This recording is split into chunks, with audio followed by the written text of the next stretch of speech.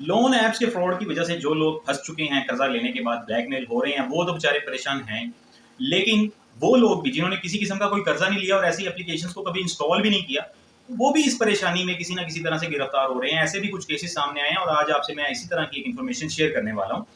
अगर तो चैनल पर नए हैं तो इसको सब्सक्राइब लाजमी कर लीजिएगा और इस वीडियो को अपने दोस्तों में, अपने सर्कल में शेयर कीजिएगा उन लोगों के साथ जिनको आपके ख्याल में इस इन्फॉर्मेशन की जरूरत है। या फिर अगर आपने किसी को ये कहते सुना है कि यार मैंने तो कोई कर्जा नहीं भी लिया फिर भी मुझे कॉल आई है, तो ये वीडियो उसके साथ लाजमी शेयर कीजिएगा। बताना आपको ये है कि ये जो लोन एप्लीकेशन है, ये बेसिकली जो लोग इनसे कर्जा लेते हैं ना,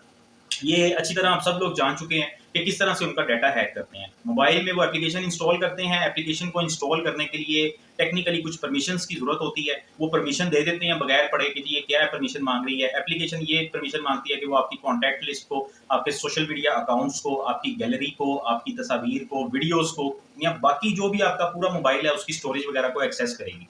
अब जब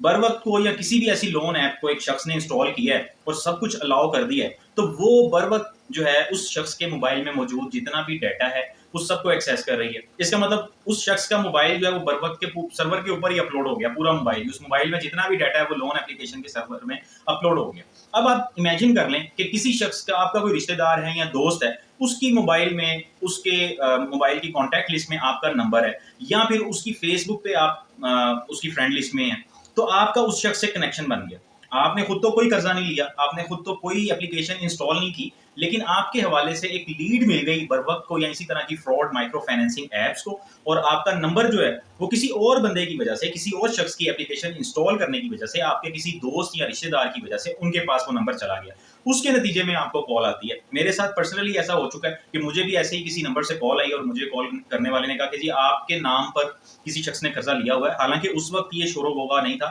इतनी अवेयरनेस नहीं थी, ये सारे मामला नहीं थे, लेकिन फिर भी मैंने उसको फौरन छटक कॉल दी। उससे तफसीलात पूछने की बजाय मुझे फौरन पता चल गया, क्योंकि वो जिस तरह की बात कर रहा था उससे एक पैटर्न आइडेंटिफाई हो जाता है फ्रॉड करने वाले का, अगर आप थोड़ा सा गौर करें। तो मैंने फौरन से पहले उसको धमकाया कि अब दोबारा अगर मुझे कॉल की ना तो तुम्हारी खैर नहीं है, और अपना तारुफ भी इसी तरह से करवाया कि वो दोबारा मुझे किसी किस्म की कोई कॉल नहीं है। तो आपको भी यही काम करना है, और अगर आपको ऐसी कोई कॉल आती है तो बिल्कुल परेशान होने की जरूरत नहीं। मैंने आपको बता दिया कि क्या वजह हो सकती है। आपसे रिलेटेड कोई शख्स हो सकता है जिसने कर्जा लिया है, आपको वो ऐसी खामखा हरास करने की कोशिश करेंगे कि जी आपकी गारंटी पे है। और ये भी एक तरीकेकार है कि मतलब आपको किसी थर्ड पर्सन को कॉल कर दी है और उससे बताया है, तो आमतौर पे ऐसा भी होता है कि आपका कोई दोस्त या रिश्तेदार जिसको आप जानते हैं, अगर उसका नाम ले लिया जाए तो आप मुरब्बत में या फिर किसी का पर्दा रखने के लिए या किसी भी वजह से जो भी आपका लिंक या कनेक्शन है, आप खुद भी अपनी तरफ से वो दयालु बनते हैं कि जी मैं इसके 5-7 हज़ार रुपया वो मैं पे कर देता हूँ। तो आप पूछने लग जाएंगे जी कितना कर्जा है मुझे बता दें, मैं दे दूंगा, ये वो। इन चक्रों में पड़ने की बिल्कुल जरूरत नहीं है। ऐसी अगर कोई कॉल आती है तो फौरन से पहले उसको धमकाएं, आगे से उसे बताएं कि आप उसे FIA में रिपोर्ट कर देंगे,